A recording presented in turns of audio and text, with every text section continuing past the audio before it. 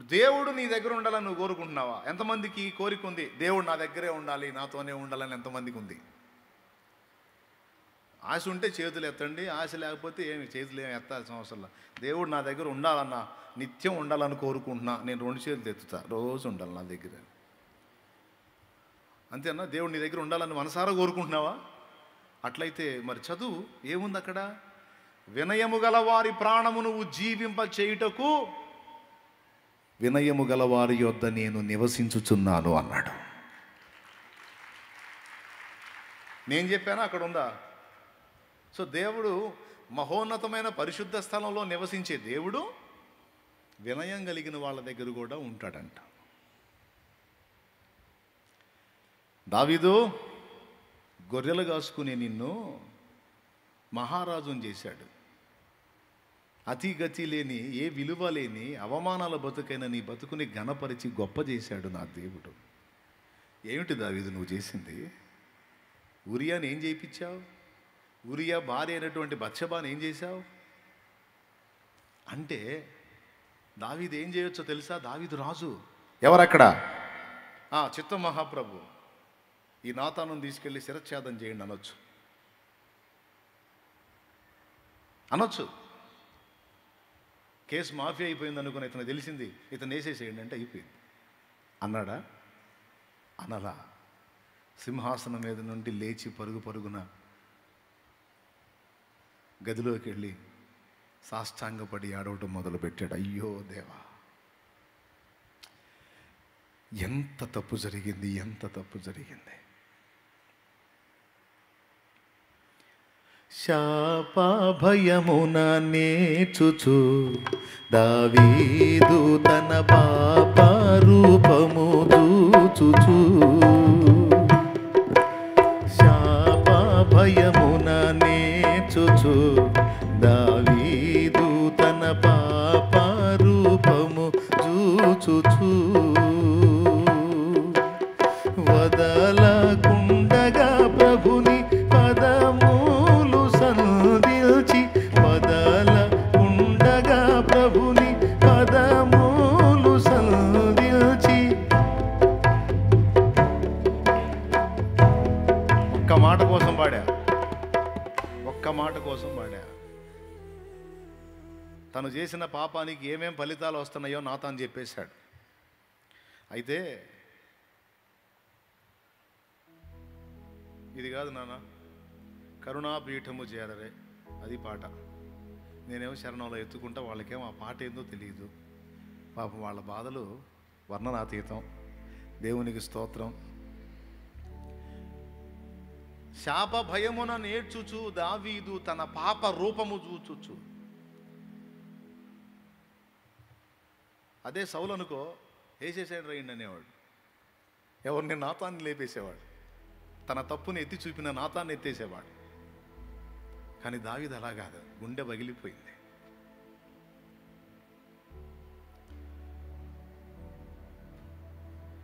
ఏమండి పాడేదా? శాప భయమున నేర్చుచు దావీదు తన పాప రూపము చూచుచు, తాపముతో పశ్చాత్తాపముతో ప్రభుని ప్రాపు గోరగని క్షమాపణ నొందిన, కరుణాపీఠము చేరదే దేవుని కృప చరణస్థలిని చేరదే. ఏం పాటండి, అల్లే పదాలండి. ఎప్పుడన్నా నీ పాప రూపాన్ని నువ్వు చూసుకున్నావా? దావీదు తన పాప రూపాన్ని చూశాడు. అయ్యో, నేనేనా ఇంత దారుణమైన పని చేసింది? పొరుగువాని భార్యను ఆశించడమే తప్పైతే ఆమెను ఆశించి ఆమెను చెరపటమే కాకుండా ఆమె భర్తను కూడా చంపించాను, నేనేనా ఇంత దుర్మార్గం చేసిందని ఏడ్చి పశ్చాత్తాపడి దేవుని కాళ్ళు గట్టిగా పట్టుకున్నాడు. ఏమని అడుగుతాడో తెలుసా? నువ్వు నన్ను ముట్టొద్దయ్యా, ఈ సోపుతో నన్ను గడుగు అంటాడు. ఎందుకంటే నువ్వు ముట్టడానికి కూడా నేను అర్హుణ్ణి కాను. నువ్వు నన్ను తాకి కడగటానికి కూడా యోగ్యుడిని కాదు. ఈ సోపుతో నన్ను కడుగు. అంత పవిత్రుణ్ణి, అంత నీచుణ్ణి, అంత దరిద్రుణ్ణి, అంత పాపిని. దేవా నేను మంచోడిని కాదు దేవా, నేను నీచుండి దేవా. నువ్వు నన్ను శాపానికి అప్పచెప్పటం న్యాయమే, నువ్వు నన్ను కష్టాలకు అప్పచెప్పటం న్యాయమే, నువ్వు నన్ను బాధలకు అప్పచెప్పటం న్యాయమే. ఎందుకంటే నేను మంచోడిని కాదు. ఎంత వినయ.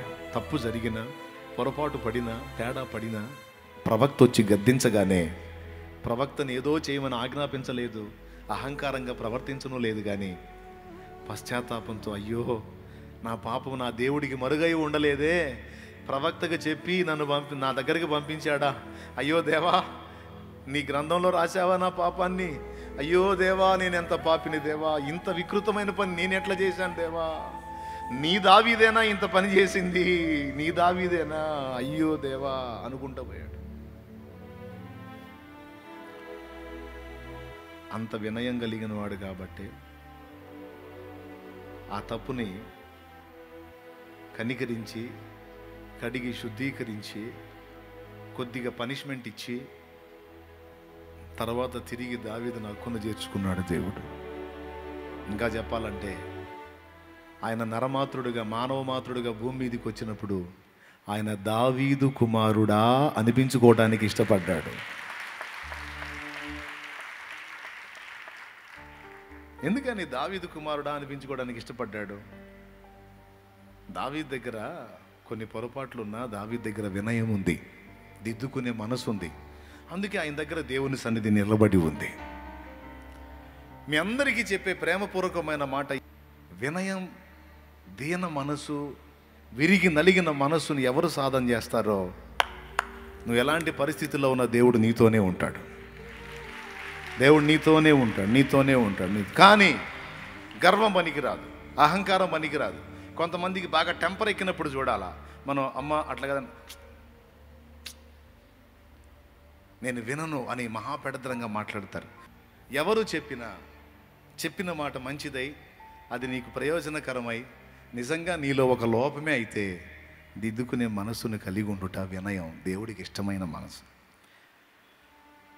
ఖచ్చితంగా దీన్ని అలవాటు చేసుకోండి. ఈ రోజు నుంచి ప్రాక్టీస్ చేయండి, క్రమక్రమంగా నేర్చుకుంటారు. ఏమంటా? దేవునికి స్తోత్రం కలుగును గాక. పేతురు ఎక్కడా, పౌలు ఎక్కడా? పేతురు సీనియర్, పౌలు జూనియర్. కానీ పౌలు గద్దిస్తే పేతురు లోబడ్డాడు. నువ్వెంత అల్లా లోబడ్డాడు. కాబట్టి మీకైనా, నాకైనా, ఆ దైవ జనాంగానికైనా, ఈ లైవ్లో వినే వాళ్ళకైనా, ఎవరికైనా సరే గుర్తుపెట్టుకోండి, అన్నీ నాకు తెలుసని అహంకారాన్ని చూపొద్దు. బుద్ధి చెప్ప పూనుకున్న వాళ్ళని గద్దింప పూనుకున్న వాళ్ళని, సరిచేయడానికి పూనుకున్న వాళ్ళని అడ్డగించొద్దు. వాళ్ళని స్వాగతించండి, దిద్దుకోండి, ఆశీర్వదించబడతారు. దేవుడు మీ దగ్గర ఉంటాడు అంతే. ఎందుకంటే ఆయన ఒకటి అనుకుంటాడు, నా బిడ్డకి లోపాలున్నా, కొన్ని పొరపాట్లున్నా నా బిడ్డలో అవి చూపిస్తే అవి దిద్దుకునే మనసు వాడికి ఉంది, ఆమెకుంది. కాబట్టి నేను వాళ్ళతోనే ఉంటాను. ఎటుపక్క నుంచి నేను ఏ మాట చెప్తానో సరి చేసుకుందాం అని ఎప్పుడు తమలోకి తాము చూసుకుంటూ ఉంటారు కనుక వీళ్ళు నాకు కావాలని దేవుడు మనల్ని కోరుకుంటాడు, మన దగ్గర ఉంటాడు. ఇప్పుడు ఇంకొక మాట చెప్తా. మొట్టమొదటిది, నేర్చుకునే బుద్ధిని సాధన చేయండి, లోపాలను దిద్దుకునే మనసును సాధన చేయండి, వినయము కలిగి ఉండండి, లోబడే మనస్సు కలిగి ఉండండి. దేవునికి బుద్ధి చెప్పబోనుకున్న వారికి దేవుడు మీతో ఉంటాడని చెప్పా. రెండవది, ప్రార్థన విషయంలో యాకోబు రాసిన పత్రిక 5వ అధ్యాయము 14-15 వచనాలు చూడండి. మీలో ఎవడైనా రోగి అయి ఉన్నాడా, అతడు సంఘపు పెద్దలను పిలిపింపవలెను. వారు ప్రభువు నామమున అతనికి నూనె రాసి అతని కొరకు ప్రార్థన చేయవలెను. విశ్వాస సహితమైన ప్రార్థన ఆ రోగిని స్వస్థపరచును. ఒక మాట నేను మిమ్మల్ని అడుగుతాను, ఈ కూటమే కావచ్చు, ఏ కూటమైనా కావచ్చు,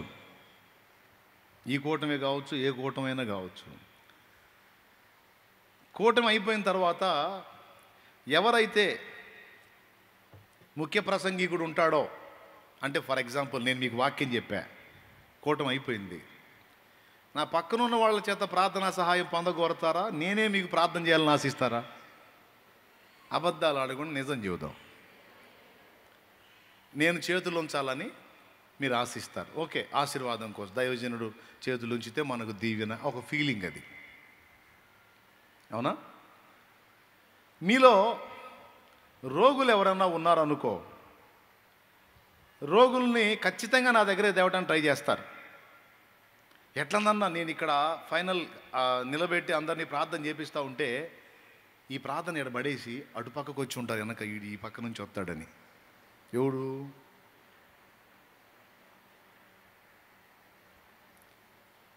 ఈ పక్క గదిలో నుంచి బయటకు వస్తాడని అక్కడ ఉంటారు.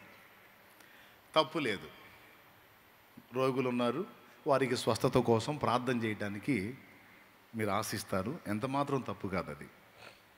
నా దగ్గరే కాదు, బయట కూడా ఎవరైనా స్వస్థత ప్రార్థన చేసే వాళ్ళ దగ్గర ప్రార్థన చేయించుకోవచ్చు, కాదని నేను అనను. కానీ ఒక్కటి, దేవుని వాక్యం ఏం చెబుతుంది, మనం ఏం చేస్తున్నాం అనే దాన్ని మనం పరిశీలించాలి. ఇప్పుడు మన కళ్ళు దిశాయించవు. కొంతమందిని చూసినప్పుడు మన కళ్ళు దిశాయించవు, కొంతమంది మన కంటికి దిశాయించరు. అంటే మనకి అంత గౌరవనీయంగా అనిపించరు, వీళ్ళదేముంది అనిపిస్తుంది. కానీ వాక్యం ఏం చెబుతుందో చాలామంది పట్టించుకోవట్లా, పిచ్చోళ్ళు. మిమ్మల్ని కాదు, వాక్యాన్ని పట్టించుకొని పిచ్చోళ్ళు. చెప్తా ఏంటో. అక్కడ ఏం రాసింది నాన్న, మళ్ళీ ఒక్కసారి మీరు మీ బైబిల్లో తీసి చదవండి ఏముందో. యాకోబు రాసిన పత్రిక 4వ అధ్యాయం 14వ వచనం. మీలో ఎవడైనా రోగి అయి ఉన్నాడా? అతడు సంఘపు పెద్దలను పిలిపింపవలెను, వారు ప్రభువు నామమున అతనికి నూనె రాచి అతని కొరకు ప్రార్థన చేయవలెను. రైట్. ఇక్కడ ఎక్కడన్నా మీకు వాక్యం చెప్పిన మెయిన్ స్పీకర్ ఎవరైతే ఉన్నాడో అతడిని పట్టుకోండి, వాడి గోడలు ఊడిపోయేటట్టు చేతులు లాగండి అని ఏమన్నా చెప్పాడా? చెప్పలా. ఏం చెప్పాడంటే వాక్యానుసారంగా మీలో ఎవరైనాను రోగి అయి ఉన్న ఎడలా, బాగా ఫస్ట్ నుంచి ఒకడి చేతులకే అలవాటు అయిపోయి అయిపోయి అయిపోయి అయిపోయి అయిపోయి అసలు వాక్యాన్ని వదిలేశారు మనోళ్ళు. ఫస్ట్ పాయింట్ ఏంటి, ఎవరు చెప్పినా దిద్దుకునే మనసు కలిగి ఉంటే క్రైస్తవుడైనా క్రైస్తవేతరుడైనా కూడా బాగుపడతాడు. ఇప్పుడు క్రైస్తవేతరులు అంటే యేసుప్రభుని నమ్ముకోనోళ్ళు, వాళ్ళు ఎందుకు చెడిపోతున్నారు? నమ్ముకున్న మనం చెబుతున్నాం, ఒరే బాబా అది దారి కాదు ఇది దారి అని చెబుతున్నాం, వాడు వింటున్నాడా? వింటల్లా. వినప్పుడు ఏమైపోతాడు? కర్మగాలిద్ది. ఫస్ట్ పాయింట్ అయిపోయింది, వినయం. రెండో పాయింట్, ప్రార్థన ఎవరు చేయాలి? ప్రార్థన ఎవరు చేయాలి? వాక్యం చెప్పిన దైవజనుడే చేయాలి, పేరు మోసిన పెద్ద స్పీకరే చేయాలి, ఎవరైతే అందరికంటే మెయిన్లో ఉంటాడో అతడే చేయాలి అని ఎక్కడన్నా ఉందా? ఉంటే ఒక వచనం చూపించండి, నేను కూడా నేర్చుకుంటా. కానీ వాక్యం ఏం చెబుతుంది? ఇప్పుడేగా మనం ఏదన్నా లోపం ఉంటే దిద్దుకోవాలనుకున్నాం. చూడండి, ఇప్పుడు మీరు అనుకోవచ్చు కొంతమంది, ఇప్పుడు మాకు ప్రార్థన చేయడానికి తప్పించుకోవడానికి మాకు ప్రార్థన చేయాల్సి వచ్చిందని తప్పించుకోవడానికి ఇవన్నీ చూపిస్తున్నావు నువ్వు అనుకోవద్దు. నేను మొండోడిని, మీకు ప్రార్థన చేయటం నాకేం పెద్ద ఇబ్బంది ఏం కాదు. కానీ వాక్యం ఏం చెప్తుంది? అసలు వాక్యం ఏం చెప్తుందో చూద్దాం. మీరు మీ పాపములు ఒకరితోనొకరు ఒప్పుకోండి, మీరు స్వస్థత పొందినట్లు ఒకరి కోసం ఒకరు ప్రార్థన చేయండి అన్నాడు. దానికంటే ముందు పైన, మీలో ఎవడైనాను రోగి ఉన్నాడా? అతడు సంఘపు పెద్దలను పిలిపింపవలెను, వారు వచ్చి అతనికి నూనె రాసి అతడు స్వస్థత పొందినట్లు ప్రభువు నామమున ప్రార్థన చేస్తారు. విశ్వాస సహితమైన ప్రార్థన ఒక రోగిని స్వస్థపరుచును. అతడు పాపములు చేసిన వాడైతే అతని పాపములు క్షమింపబడును. అనుందా లేదా? మరి ఏం చేస్తున్నారు మనోళ్ళు? ఫలానా దగ్గర ఫలానా ఆయన పెద్ద స్పీకరు అంటే క్యూ కడుతున్నారు ఆడికి పోయి. షాలేం రాజు అన్న బో అంటే షాలేం రాజు అనేవాడి దగ్గర క్యూ కడుతున్నాం అన్నారు. నేను చెప్తున్నాను, సంఘము దానికి ఒక పద్ధతి, క్రమము దేవుడు ఏర్పరిచాడు. అన్ని జనుల సంగతి పక్కన పెడితే మనం సంఘములో క్రీస్తు రక్తం చేత కడగబడినటువంటి పరిశుద్ధుల గుంపు. మనకు ఒక క్రమం ఏర్పరిచాడు. వాటిలో మొట్టమొదటిది ఏంటంటే, నాతో పాటు సహ కాపరులుగా ఉన్నవాళ్ళు ఉన్నారు, సహ సేవకులుగా ఉన్నవాళ్ళు ఉన్నారు, సహనాయకులుగా ఉన్నవాళ్ళు ఉన్నారు. సంఘపు పెద్దలంటే నాతో కలిసి సంఘ క్షేమం కోసం ఎవరైతే పాటుపడుతున్నారో వారందరూ సంఘపు పెద్దల లిస్టులోకి వస్తారు. ఆశ్చర్యం చెప్పనా, నేను చేతులుంచితే తగ్గిద్దో లేదో తర్వాత సంగతి. వాళ్ళని పిలిపించి కానీ వాళ్ళు మీకోసం నిలబడి ప్రార్థన చేస్తే తప్పకుండా రిజల్ట్ వచ్చిద్దని నేను కాదు, వాక్యంలో చూపించా. కానీ ఎంతమందికి దిశాయించుతారు వాళ్ళు? కూటం అయిపోయిందనుకో, వాళ్ళు వస్తారనుకో ప్రార్థన చేయడానికి. సబ్బో ఇల్లు రాయో, వీళ్ళు వచ్చారు మహారాజులు, ఆయన పోయాడా, ఆడు పోతాడు, ఆమెను అనకుండా ముందే వెళ్తుంటాడు, మాయ చేసి పోతుంటాడు, మాయోడు అనుకుంటా ఉంటాడు. కనీసం డైరెక్ట్గా తిట్టుకోకపోయినా మనసునే సరే చాలే మన మావులు మాయ కదమ్మా, మనం ఇటు కళ్ళు మూసి ప్రార్థనలో ఉంచుతాడు, అటు పడిపోతా ఉంటాడు.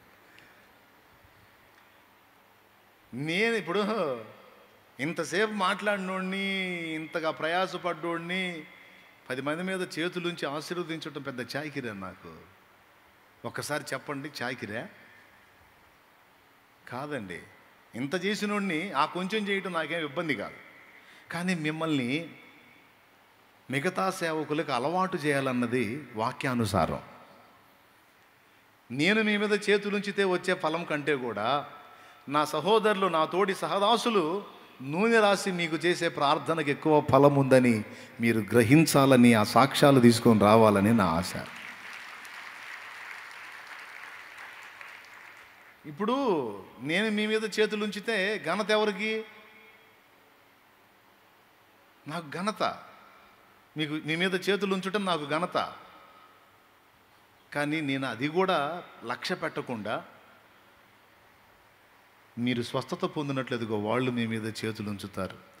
మీరు తండ్రి సన్నిధికి సంబంధించిన విశ్వాసులైతే, మీరు ఎక్కడున్నా, ఏ ఊర్లో ఉన్నా, ఏ ప్రాంతంలో ఉన్నా, మీరు ఒకవేళ కదలలేని స్థితిలో పడిపోయి ఉంటే ఒక్క మాట ఫోన్ చేస్తే సేవకులు మీకోసం వచ్చి ప్రార్థన చేయటానికి కొంతమంది అందుబాటులో ఉన్నారు. వాక్యానుసారం, వాక్యక్రమం అది. కానీ ఈరోజు సంఘం పట్టించుకుంటుందా? ఈ ఒక్క సంఘమే కాదు, అన్ని సంఘాలు మెయిన్ స్పీకరే కావాలి. కానీ దేవుని వాక్యం సంఘపు పెద్దలను పిలిపింపవలెను అనుందా లేదా? ఆ మాట అండర్లైన్ చేయండి. ఎవరిని పిలిపించాలన్నాడు? సంఘపు పెద్దలను పిలిపింపవలెను. వారు వచ్చి నూనె రాసి ప్రభునామమున ప్రార్థన చేస్తారు. అతడు పాపములు చేసిన వాడైతే క్షమించబడతాడు. విశ్వాస సహితమైన ప్రార్థన రోగిని స్వస్థపరచును, ప్రభు అతన్ని లేపును. అతడు పాపములు చేసిన వాడైతే పాప క్షమాపణ పొందును. ఇంత స్పష్టంగా అక్కడ రాసి ఉంటే మరి మనం ఏం చేస్తున్నాం? రాయబడిన దాని ప్రకారం మనం ప్రవర్తిస్తున్నామా, లేకపోతే మన బుర్రకు తోచినట్టు ఎవరో చేసినట్టు చేస్తున్నామా? లెక్కల మాస్టారు గొర్రెల లెక్కలు చెబుతా ఒక స్టూడెంట్ని అడిగాడంట, రే ఒక దొడ్డిలో 50 గొర్రెలు ఉన్నాయిరా, ఆ 50 గొర్రెల్లో ఒక గొర్రె అందులో నుండి కంచె దూకి బయటికి వెళ్ళిపోయింది, ఇంకెన్ని ఉంటాయిరా అన్నాడంట. వాస్తవంగా లెక్క ఏం చెప్పాలి? 49 ఉంటాయి. 50లో ఒకటి పోతే మీలాంటి వాడు ఒకళ్ళు లేచి నిలబడ్డాడంట, మాస్టారు మీకు గొర్రెల సంగతి తెలియదు అనుకుంటానండి. ఏమిట్రా వెధవా అంటే, అసలు ఆ దొడ్లో ఒక గొర్రె కూడా ఉండరు సార్ అన్నాడంట. ఎందుకురా అంటే, అంతేనండి వాటి జాతి లక్షణం, ఒకటి దూకి అవతలకు పోయిందంటే ఇంకొక్కడు కూడా ఉండదు, మొత్తం పోతాయి అన్నాడు. గొర్రెలని పిలిచాడు కానీ మరీ ఒరిజినల్ గొర్రెలు అయితే కాదు కదా, మనం మనుషులం కదా. నా గొర్రెలు నా స్వరము వినును అన్నాడు. దేవుని వాక్య స్వరం, లేఖన స్వరం ఏం చెబుతుంది, మనం ఏం చేస్తున్నాం. ఇప్పుడు నేను వాళ్ళని నిలబెడతాను, ఇక్కడ ప్రార్థన చేయండి, మీ బిడ్డలకు ప్రార్థన చేయండి అయ్యా అని. వీళ్ళ వద్దులేపా ఆ బుధవారం ఎప్పుడొకప్పుడు ఆయనే చిక్కుతాడు లేపా, వేస్ట్, వద్దులేపా. ఊరు పిచ్చోళ్ళు, ఎంత పిచ్చోళ్ళు. దేవుని కృప ఎవరికి ఇచ్చాడు? వాక్యం ఎవరిని సపోర్ట్ చేస్తుంది? మరి మీరేం చేస్తున్నారు? తేడా పడ్డారు కదా. కానీ ఎన్నిసార్లు చెప్పినా సరే ఇది మాత్రం దిద్దుకోవట్లా. కావాలంటే కూటం అయిపోయినాక చూపిస్తా మీకు, వీడియో తీపిచ్చి మరి ఇక్కడ స్క్రీన్ మీద వేపిస్తా. వరసగా ఉంటారు. ఇటుపక్క ప్రార్థన చేసేవాళ్ళు ప్రార్థన చేయడానికి నిలబడితే వీళ్ళని పట్టించుకోరు. దయచేసి మారు మనసు పొందండి, మారు మనసు పొందండి. మిమ్మల్ని నాకు కనెక్ట్ చేసుకోకూడదు, మిమ్మల్ని మొత్తాన్ని నేను ఆయనకి కనెక్ట్ చేయాలి. ఎవరికే? జీవము గల దేవునికి కనెక్ట్ చేయాలి. నాతో పాటు సంఘ సహనాయకత్వానికి మిమ్మల్ని కనెక్ట్ చేయాలి. నేను ఒక్కడిని ఎంతవరకు అండి? వదిలేయండి. రెండవది ఇంకొకటి కూడా చెప్తా. అసలు దేవుడు ఏం కోరుకున్నాడో, ఏం కృపనిచ్చాడో తెలుసా? సంఘపు పెద్దలు ప్రార్థన చేయటమే కాదు, ఆ కిందికి చదవండి. మీరు ప్రార్థన చేసినా స్వస్థత వచ్చింది అన్నాడు అక్కడ. 16వ వచనం. మీరు ప్రార్థన చేసినా స్వస్థత వచ్చింది. చదువు. మీ పాపములను ఒకరితోనొకడు ఒప్పుకొనుడి, మీరు స్వస్థత పొందినట్లు ఒకని కొరకు ఒకడు ప్రార్థన చేయుడి. చాలు. మీరు స్వస్థత పొందినట్లు ఒకని కొరకు ఒకడు. ఇదేం వింత? శాలేమన్నా ప్రార్థన చేయకపోయినా, సంఘములో మిగిలిన సేవకులు ప్రార్థన చేయకపోయినా, మనం ఒకటి కోసం ఒకటి మన ప్రార్థన ఎందుకు వింటాళ్లే. వాళ్ళంటే సేవకులు, అచ్చంగా అదే పనిలో ఉన్నోళ్ళు.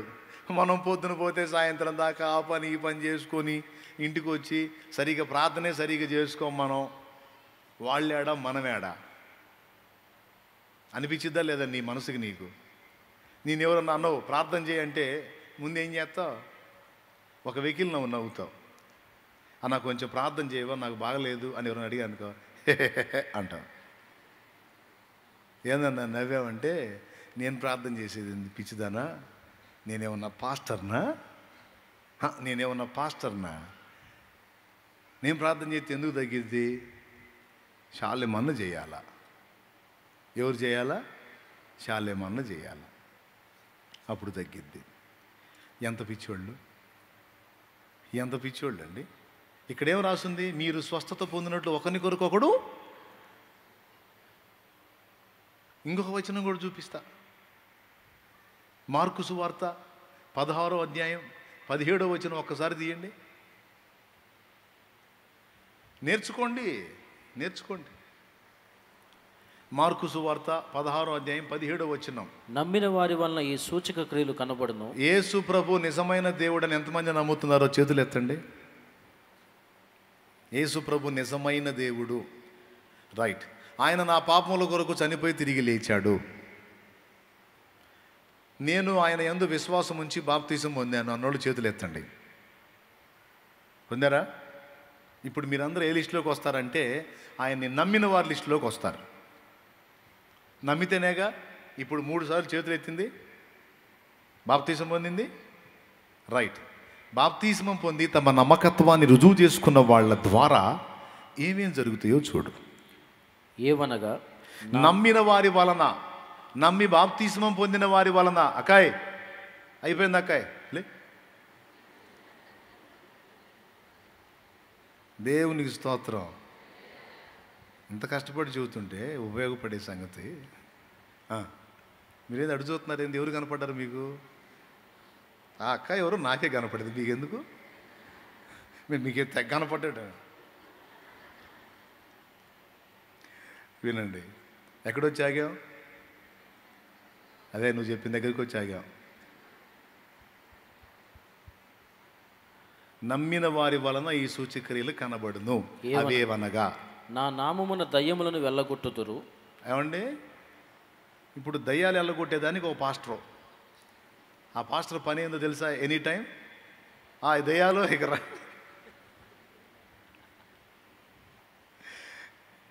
అచ్చంగా ఇప్పుడు దీనికోసం పాస్టర్లు లేచారు. ఇప్పుడు ఈ పాస్టర్ల పని యాడికన్నా పోని దయ్యాలు వెళ్ళగొట్టడమే.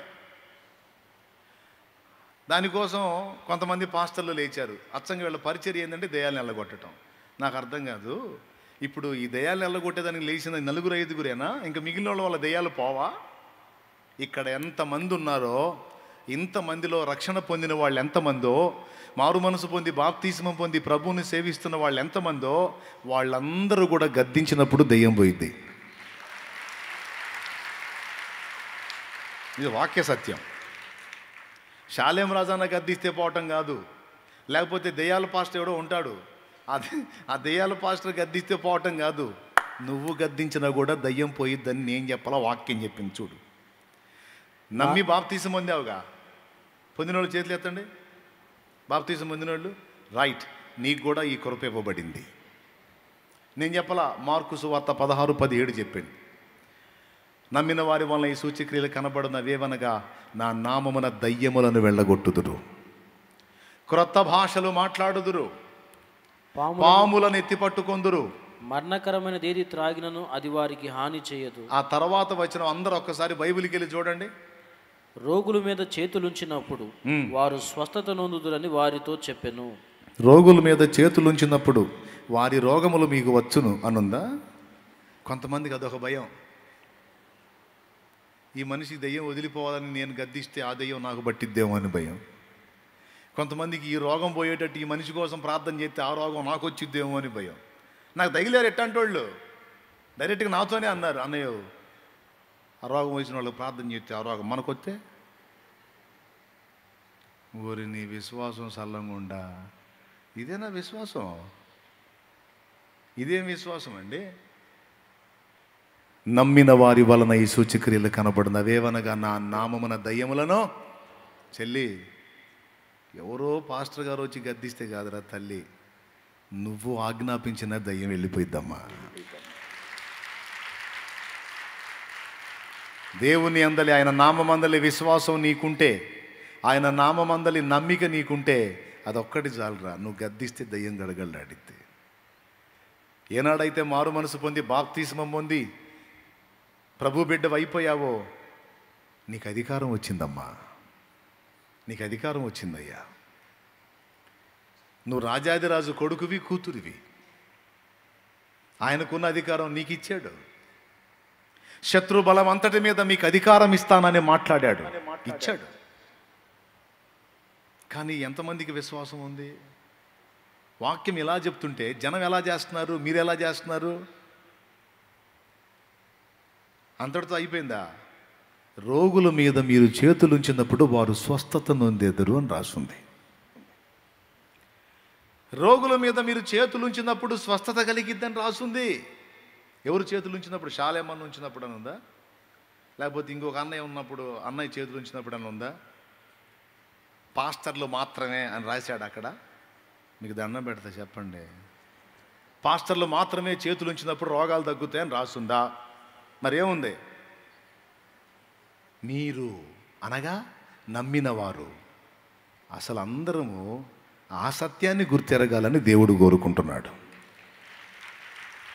కొడితే గట్టిగా.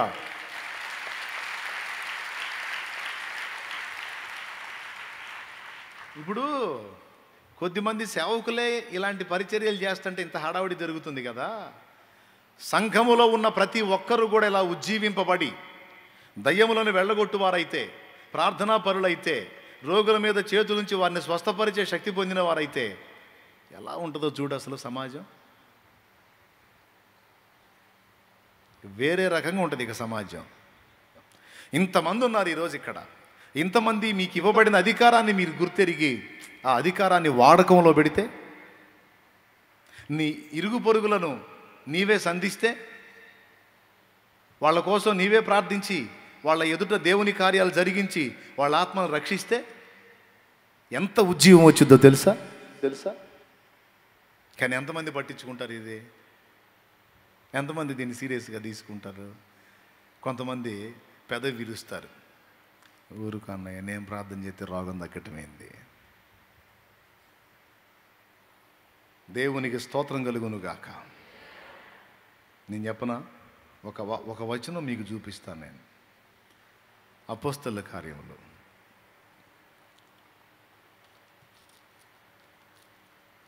మీరు ఆశ్చర్యపోయే వచనం అది. అపోస్తలుల కార్యములు 9వ అధ్యాయము.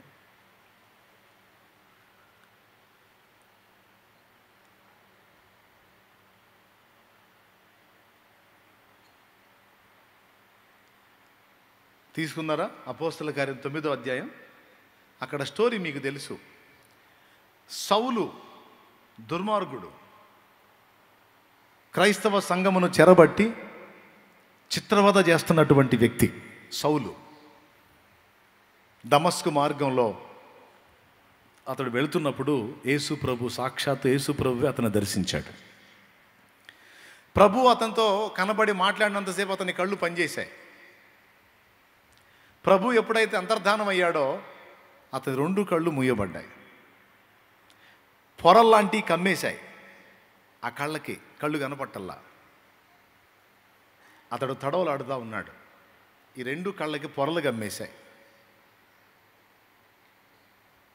అక్కడే ఉంది ఆ మాట 9లో. ఈ స్టోరీ అంతా ఉంటుంది, ఇంటికి పోయినాక చదువుకుందరు. కానీ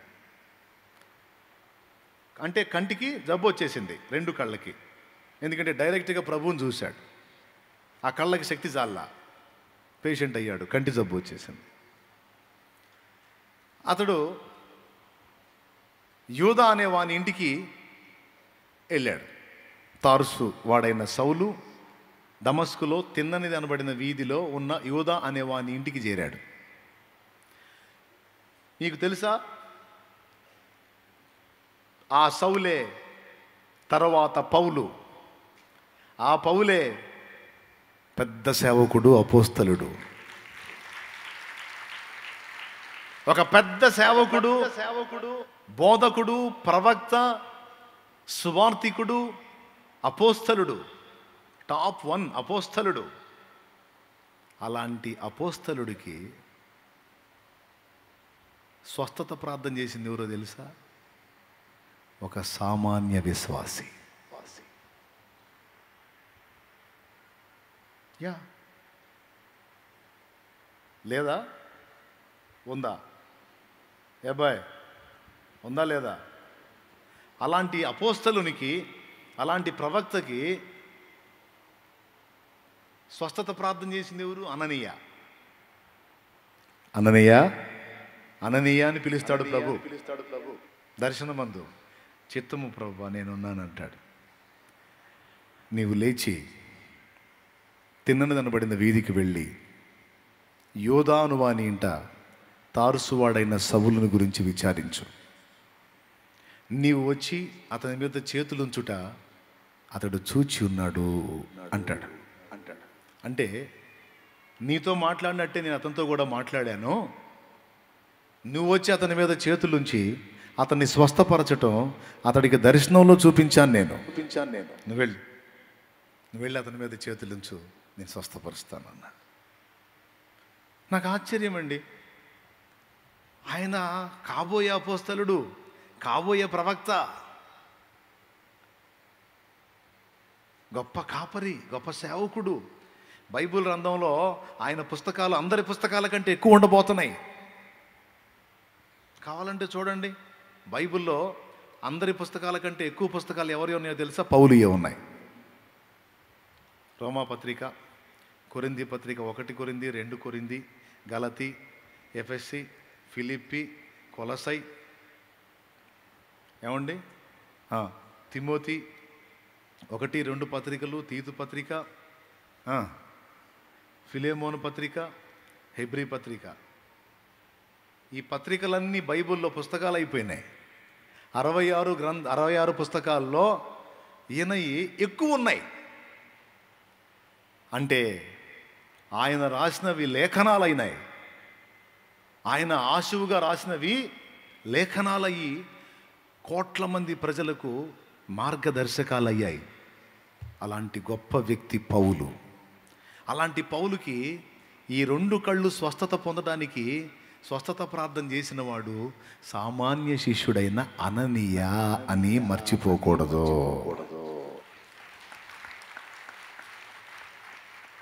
వాస్తవంగా మనం సహజంగా ఏమనుకుంటాం? అననీయ లాంటోడికి పౌలు ప్రార్థన చేయాలనుకుంటాం. అననీయ లాంటోడికి పౌలు ప్రార్థన చేయాలనుకుంటాం. కానీ రివర్సు, పౌలంతటి వాడికి అననీయ ప్రార్థన చేశాడు, స్వస్థత వచ్చింది. ఆయనే బాప్తిస్మానికి సిద్ధపరిచింది. సౌలా సహోదరా, ఇక తడవు చేయట ఎందుకు, లేచి ప్రభునామమున ప్రార్థన చేసి బాప్తిస్మం పొంది నీ పాపాలు కడిగి వేసుకోమని సౌలుకు చెప్పినటువంటి వ్యక్తి, పౌలుకు చెప్పిన వ్యక్తి అననీయ. అమ్మా పిచ్చి తల్లి, నీకెంత కృపిచ్చాడమ్మా దేవుడు, నీకు గుర్తుపట్టావా? అయ్యా తమ్ముడు, నీకెంత కృపిచ్చాడో గుర్తుపట్టావా? నువ్వు ఒక సామాన్యుడు అని అనుకుంటున్నావు, నిజమే, నువ్వు సామాన్యుడివే. అమ్మా నువ్వు సామాన్యురాలు అనుకుంటున్నావు, సామాన్యురాలువేరా నువ్వు తల్లి. కానీ నువ్వు ప్రార్థించినప్పుడు రోగులు స్వస్థత పొందుతారని నీకు తెలుసా? నువ్వు ప్రార్థించినప్పుడు భయంకరమైన జబ్బులు మనుషులు వదిలిపెడతాయని నీకు తెలుసా? ఇదిగో సాక్ష్యం. ఎవరు చెప్పారు తల్లి నీకు అధికారం లేదని? ఎవరు చెప్పారు నాయన నీకు అధికారం లేదని? సంఘాలన్నీ ఇలా విశ్వాసుల్ని బలహీనపరిచి ఎందుకు పనికి రాకుండా రావటం కూర్చోవటం వెంటం పోవటం, రావటం కూర్చోవటం వెంటం పోవటం, రావటం కూర్చోవటం వెంటం పోవటం, ఏదన్నా సందా ఉంటే అందులో వేయటం. ఇక్కడే ఆపేశారమ్మా, ఇక్కడే ఆపేశారు. అంతేనా భక్తి తల్లి? అంతేనా నాయన? అంతవరకేనా? ఇంకేం లేదా? మనమందరము ఆత్మల సంపాదకులం కావాలి. మనమందరము సువార్త ప్రచురం కొరకు నడుం కట్టాలి. మనమందరము నశించిపోవచ్చున్న ఆత్మలను రక్షణలోకి నడిపించాలి. మనమందరం కూలిపోతున్న జీవితాలని కట్టాలి, నిలబెట్టాలి. దానికోసం పాస్టర్లే కాదమ్మా, పాస్టర్లు కాదా? పాస్టర్ ఎందుకో తెలుసా? నీకు ఇవ్వబడిన కృపలేవో నీకు చెప్పటానికమ్మా. పాస్టర్ దేనికమ్మా నాయనా? దేనికి నాయనా పాస్టర్? దేనికి నాయనా? నీకు ఇదిగో ఇంత కృప ఇవ్వబడింది, ఇదిగో నీకు ఈ అధికారం ఇవ్వబడింది, దేవుడు నిన్ను ఎలా చూడాలనుకుంటున్నాడు, దేవుడు నీకు ఈ స్థాయిని నిర్ణయించాడు, నీకు ఈ ఆధిక్యతలు ఉన్నాయని నీకు నేర్పించడానికి దైవజనుడు. వాటిని గైకొని నువ్వేం చేయాలి? నీకు ఇవ్వబడిన కృపల్ని గుర్తెరిగి నువ్వు చేయాలి.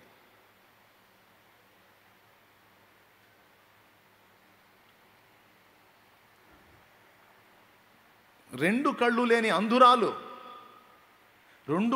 అంధురాలు ప్రార్థన చేస్తే అద్భుతాలు జరిగినాయి ప్రియులారా, అద్భుతాలు జరిగినాయి. 2 రోజులు ప్రసవ వేదనతో బిడ్డ అడ్డం తిరిగి నొప్పులు పడుతున్న తల్లి అల్లాడిపోతుంది. ఆ బిడ్డ బతికి ముందు చిన్న ప్రాణం సంగతి, తర్వాత పెద్ద ప్రాణం ఉంటుందో పోయిద్దో అర్థం కాని స్థితిలో అల్లాడిపోతున్నారు తల్లిదండ్రులు. ఈ కళ్ళు లేని అంధురాల్ని పిలిపిస్తే వచ్చి ప్రార్థన చేసింది. ప్రభువా, ఆమె విశ్వాసి.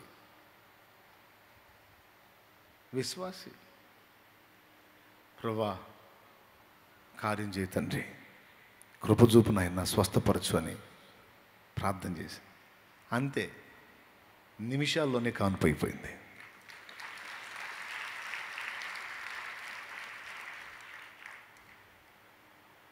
మరి దీన్ని ఏమంటారు? సామాన్య విశ్వాసి. నాకు తెలిసిన ఒక చెల్లికి వివాహమై దాదాపు 7 నుంచి 10 సంవత్సరాలు అయింది, పెళ్ళై, పిల్లలు లేరు. వాళ్ళ అత్తగారు ఆ అమ్మాయితో డైరెక్ట్గా మాట్లాడుతుందంట, నిన్ను ఎట్టనైనా వదిలించుకుంటాం, నువ్వు గొడ్డుపోతు దానివి, నా కొడుక్కి ఇంకొక అమ్మాయిని ఇచ్చి పెళ్లి చేస్తా అని డైరెక్ట్గా మాట్లాడిందంట. తన ఇరుగు పొరుగునున్న క్రైస్తవ విశ్వాసులకి ఈ సంగతి చెప్పి ఏడ్చింది. అప్పుడు వాళ్ళు ఒక సోదరి విని మిగిలిన సిస్టర్స్తో మాట్లాడింది. ఇదిగో ఇలా అంటుందంట తన అత్తగారు, నేను చచ్చిపోతానంటుంది ఈ అమ్మాయి కోసం ప్రార్థన చేద్దామని వాళ్ళంతా ఒక చిన్న గుంపు అయ్యారు. వినండి బాగా, వాళ్ళంతా ఒక చిన్న ప్రార్థన గుంపు అయ్యారు. ఇక్కడే లోకల్లో జరిగింది ఇక్కడ. 7 నుంచి 10 సంవత్సరాల సంతానం లేదు ఆ అమ్మాయికి. ఆ అమ్మాయిని మధ్యలో కూర్చోబెట్టుకున్నారు. ఆ అమ్మాయి కోసం ప్రార్థన చేయటం మొదలుపెట్టారు. కొద్ది దినాల్లోనే ఆమె గర్భవతి అయింది.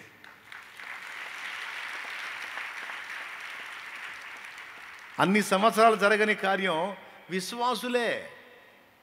దానికి ఎవరో పెద్ద సేవకుడు వచ్చి చేసింది లేదు. ఎందుకంటే వాళ్ళు అన్యులు, రానీరు, చర్చికి రానీరు. కాబట్టి అక్కడున్న నలుగురు విశ్వాసులే కూడబలుకొని మధ్యలో కూర్చోబెట్టుకొని ప్రార్థన చేశారు. నా దగ్గరికి ఓ చెల్లి వచ్చింది, ఇక్కడ గడ్డతో వచ్చింది. ఇక్కడ రోజు కూర్చొని ప్రార్థన చేస్తారు విశ్వాసులు, ప్రార్థన గుంపు. అన్న నాకు ఇక్కడ గడ్డ వస్తుందన్నా, ఇక్కడ వచ్చిందన్నా, ఇదేమైద్దు అని అనుకుంటూ వచ్చింది. నన్ను ప్రార్థన చేయమంది. నేను చెప్పినట్టు చేస్తావా, తగ్గిపోయిద్దని చెప్పా. చెప్పన్నా చేస్తాను, నేను ప్రార్థన చేస్తా, ఇబ్బంది లేదు, అది కాదు. అదిగో ప్రార్థన చేస్తున్నారు చూడు, వాళ్ళ దగ్గర రోజు ఒక బిడ్డ చేత ప్రార్థన చేయించుకో అని చెప్పారు. ఆ రౌండ్లోకి వెళ్ళు, కూర్చో, వాళ్ళ చేత ప్రార్థన చేయించు, రోజు ఒకరి చేత నూనె రాసి ప్రార్థన చేయించని చెప్పి 7 దినాలు నూనె రాసి ప్రార్థన చేశారు. రోజుకు ఒక విశ్వాసగాడికి. విశ్వాసులే. మన కార్యాలు మనం చేసేవన్నీ కూడా వాళ్ళ చేతనే. మరి అదే 7వ రోజుకి గడ్డ లేదు, ఏం లేదు.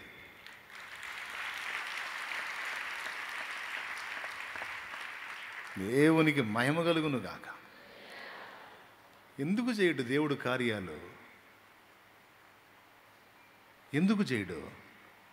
కానీ విశ్వాసులకి ఈ స్పర్శ ఉందా? ఈ గ్రహింపు ఉందా? నా ప్రార్థన కూడా విని రోగుల్ని బాగు చేస్తాడు దేవుడు అనే నమ్మిక ఉందా? అసలు ఆలోచన ఉందా? ఎప్పుడన్నా ప్రయత్నించారా? దేవుడు నీతో స్పష్టంగా మాట్లాడుతున్నాడు.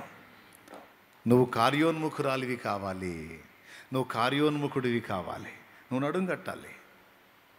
పద్దాకలు వచ్చి కూర్చొని 4 ముక్కలు విని ఏదో ఆచారబద్ధంగా వచ్చి పోవటం కాదు. నువ్వు కూడా దేవుని పనిలో వాడబడే ఒక పాత్రవు కావాలి, ప్రయోజకుడివి కావాలి, ప్రయోజకురాలివి కావాలి. ఎంతకాలం మనం ఒట్టిగా ఉందాం? ఇప్పుడు నేను చూపించిన వచనాలు నిజమా కాదా? పౌలు అపోస్తలుడా కాదా? పౌలు శ్రేష్ఠ భక్తుడా కాదా? కానీ అలాంటి పౌలుకి ఎవరి చేత ప్రార్థన చేయించాడు? అననీయ శిష్యుడు. అననీయ ప్రార్థన చేస్తే పౌలు స్వస్థత పొందాడు.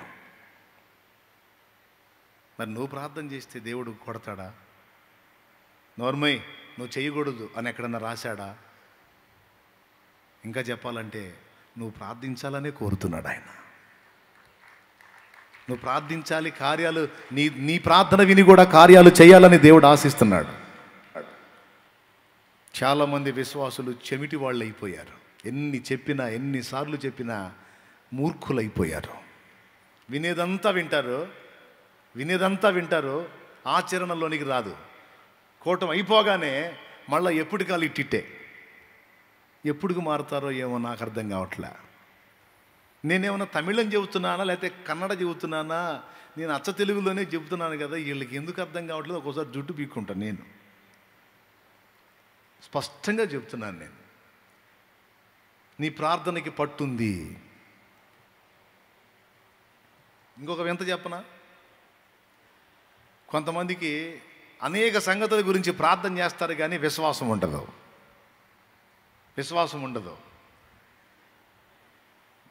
ఈ మాట కూడా గుర్తుపెట్టుకో నువ్వు. నేను చెప్తున్నా, అన్నయ్య నేను ప్రార్థన చేస్తే గాలిలే కానీ నువ్వు చేయన్నయ్య, నువ్వు చేసి తింటాడన్నయ్య, ఏసై తింటాడన్నయ్య అంటే నీ ప్రార్థన ఎందుకు వినడమ్మా? అటు గాలి అన్నయ్య, చేయన్నయ్య. నేను ఒక మాట చెప్తున్నాను, ఇవన్నీ బైబిల్లో ఉన్నాయే, నా సొంత మాటలు కాదు. హిజ్కియాకి మరణకరమైన జబ్బు వచ్చిందండి. కాస్తో కోస్తో మీకు తెలుసు హిజ్కియా గురించి. అతనికి క్యాన్సర్ వచ్చింది, రాచపుండు అంటారు. తన బాడీలో ఒక పార్ట్లో రాచపుండు వచ్చింది. పుండుల్లో రాజు అంటే క్యాన్సర్ పుండు అన్నమాట, కింగ్.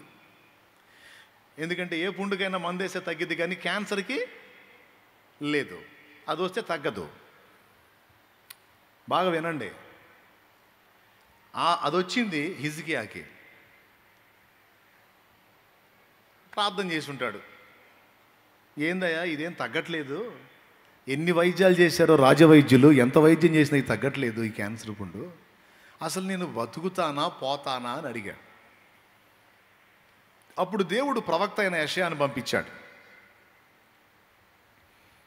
ఆ యెషయా వచ్చి, హిజ్కియా నీకు వచ్చిన జబ్బు నీ మరణానికే వచ్చింది, ఇక నువ్వు దేవుని దగ్గరికి చేరతావు కనుక నీ ఇల్లు చక్కబెట్టుకో అన్నాడు. అప్పుడు హిజ్కియా ఏం చేశాడు? అయ్యా ప్రవక్త గారు, యెషయా గారు అలా అన్నవాకండి, స్వస్థత ప్రార్థన చేయండి అయ్యగారు, చేయండి అయ్యగారు అని ప్రార్థన చేయించుకున్నాడా? మీకు దండం పెడతా చెప్పండి, ఎక్కడుంది ఆ మాట? 2 రాజుల గ్రంథం 20వ అధ్యాయము 2వ వచనం నుంచి ఒక్కసారి తొందరగా బైబిల్ తీసి చూడండి నాన్న, అయిపోయింది. అతడు తన ముఖము గోడ తట్టు త్రిప్పుకొని, మీకు అనవసరమైన సోది ఏం చెప్పట్లా, నేను చాలా విలువైన సమాచారాన్ని మీకు అందిస్తున్నా. అనవసరమైన సోది ఏమన్నా చెబుతున్నానా? అవసరమైన మాట నేను చెబుతున్నా, మీరు తయారు కావాలి, నాకు అదే కావాలి. అతడు తన ముఖము గోడ తట్టు త్రిప్పుకొని, ఒక నిమిషం మళ్ళీ చదువునానా పైనుంచి. 2 రాజుల గ్రంథం 20వ అధ్యాయం 1వ వచనం. ఆ దినములలో హిజ్కియాకు మరణకరమైన రోగము కలుగగా ఆమోజు కుమారుడును ప్రవక్తయునైన యెషయా అతని యొద్దకు వచ్చి, నీవు మరణమవుచున్నావు, బ్రతుకవు గనుక నీ ఇల్లు చక్కబెట్టుకొనమని యెహోవా సెలవిచ్చుచున్నాడని చెప్పగా, అది ప్రవక్త వచ్చి చెప్పింది ఏంది? అబ్బాయి హిజ్కియా, నీ పని అయిపోయిందయ్యా, నీకు వచ్చిన జబ్బు తగ్గటానికి కాదు, నువ్వు పోవటానికి వచ్చిందంట, ఇంక అయిపోయింది నీ టైము, దేవుడు చెప్తున్నాడు ఇల్లు చక్కబెట్టుకోయా అన్నాడు. అంటే ఇంత అప్పగింతలన్నీ చూసుకో అని. అప్పుడు హిజ్కియా ఏం చేయాలా? అదే ప్లేస్లో మీరుంటే, మనం ఉంటే ఏం చేస్తాం? అయ్యా అయ్యా అయ్యా అయ్యా పాస్టర్ గారు, అయ్యా అయ్యా అయ్యా పాస్టర్ గారు, ఆగయ్యా నీ దండం పెడతా, నీ కాళ్ళు పట్టుకుంటా, నీ కాలు మోకుతా, కొద్దిగా ఆగయ్యా పాస్టర్ గారు, ఆగయ్యా, సావు కబురు చల్లగా చెప్పిపోతున్నావు ఏందయ్యా, అట్టగాళ్ళయ్యా నాకు తగ్గాలని ప్రార్థన చెయ్యయ్యా. ఇక నెక్స్ట్ చేసేది అదే మనం. కానీ హిజ్కియా ఏం చేశాడు తెలుసా? యెషయా వచ్చి, ప్రవక్త వచ్చి ఆ మాట చెప్పి ప్రవక్త వెళ్ళిపోతున్నాడు. హిజ్కియా ప్రవక్తను ఆపకుండా గోడ తట్టు మొహం తిప్పుకొని హిజ్కియానే ప్రార్థన చేశాడు. ప్రభువా యెహోవా, యథార్థ హృదయుడనై సత్యముతో నీ సన్నిధిని నేను ఎట్లు నడుచుకుంటునో, నీ దృష్టికి అనుకూలముగా సమస్తము నేను ఎట్లు జరిగించితునో, కృపతో జ్ఞాపకం చేసుకోనమని హిజ్కియా కన్నీళ్లు విడుచుచు యెహోవాను ప్రార్థించెను. ఏం చేశాడు?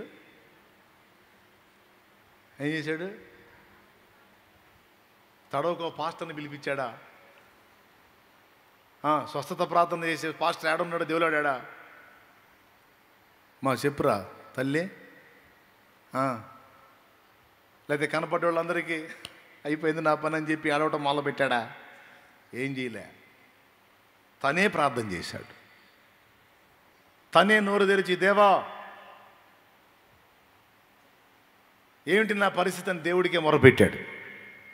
అర్రే ఎంత స్పీడ్గా జవాబు వచ్చిందో తెలుసా? వచ్చి చెప్పిన ప్రవక్త పూర్తిగా రాజభవనం దాటి వెళ్ళకముందే మళ్ళా యెహోవా వాక్కు ప్రత్యక్షమైంది ప్రవక్తకి. యెషయా చిత్తము ప్రభువా, నీవు నా ప్రజల అధిపతి అయిన హిజ్కియా వద్దకు పో. చెప్పొచ్చానయా? నువ్వు చెప్పావుగా బతకు అని చెప్పమని చెప్పావుగా, చెప్పొచ్చా? కాదు, ఇప్పుడు ఇంకొక మాట చెప్పుపో. చిత్తం చెప్పండి, ఏం చెప్పాలి? నీవు కన్నీళ్లు విడుచుట నేను చూచి తిని, నీ ప్రార్థన నేను అంగీకరించి ఉన్నాను, నేను నిన్ను బాగు చేసేదను. హిజ్కియా, ఇంకా 15 సంవత్సరముల ఆయుష్యము నీకు నేను ఇస్తానని చెప్పవయ్యా అన్నాడు.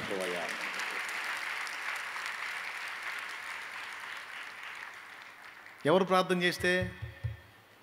పాస్టర్ గారు ప్రార్థన చేస్తేనా?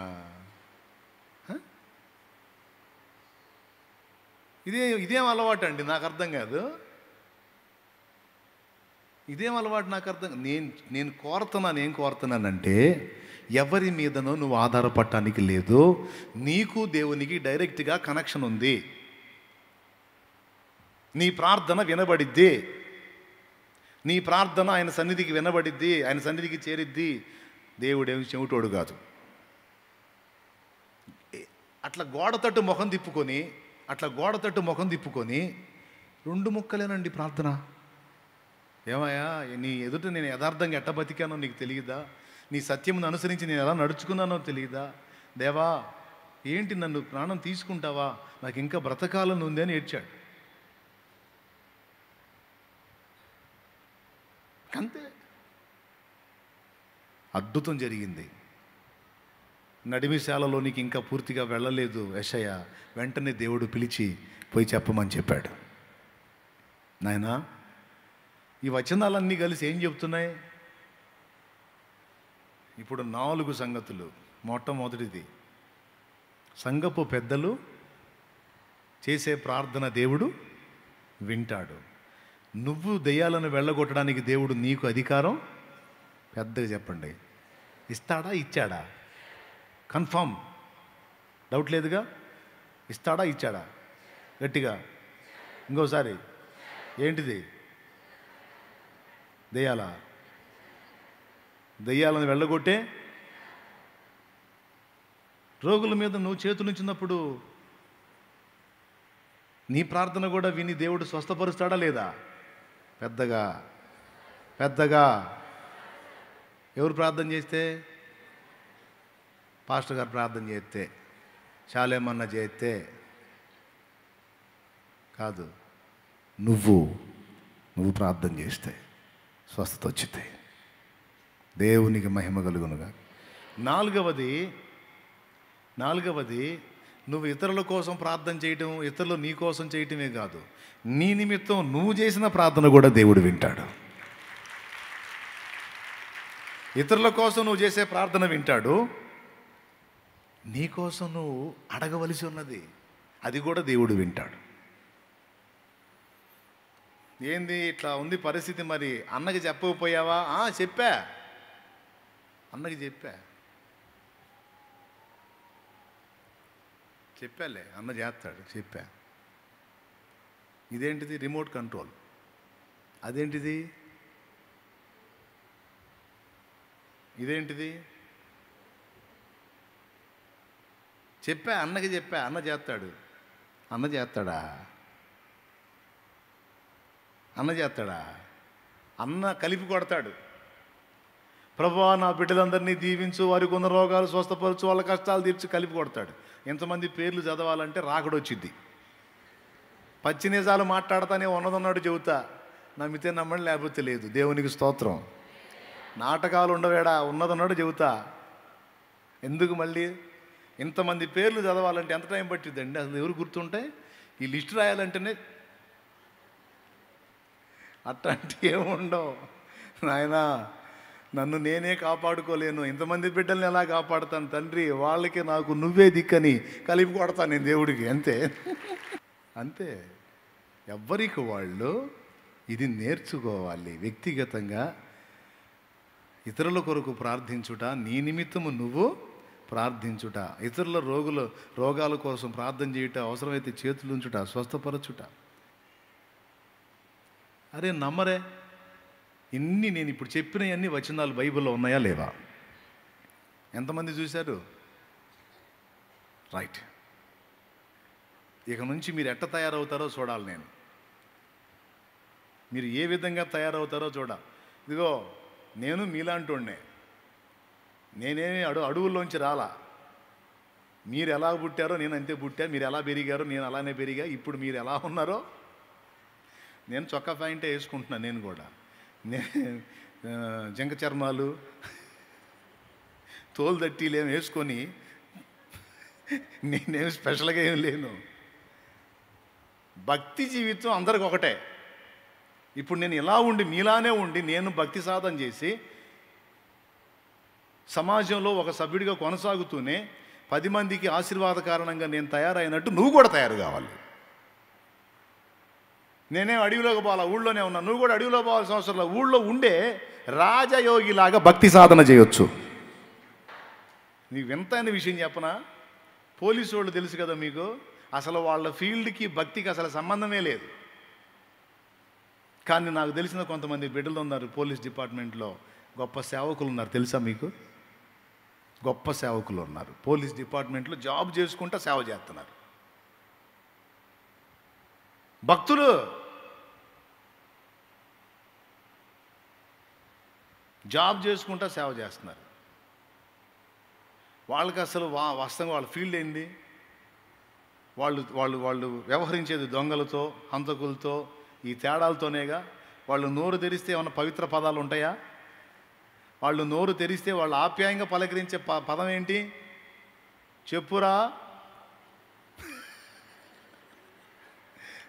కుమారా అంటారు. ముందు కుమారా పదం వాడకుండా రెండో పదం ఉండదు వాళ్ళకి. అవునా కాదా? అలాంటి పోలీస్ డిపార్ట్మెంట్కి చెందినటువంటి వ్యక్తుల్లో దైవజనులు ఉన్నారంటే ఊహించండి. నువ్వు ఏ ఫీల్డ్లో ఉన్నా, నువ్వు ఎలాంటి షెడ్యూల్లో ఉన్నా, ఎలాంటి బిజీ షెడ్యూల్లో ఉన్నా భక్తి సాధన చేయొచ్చమ్మా.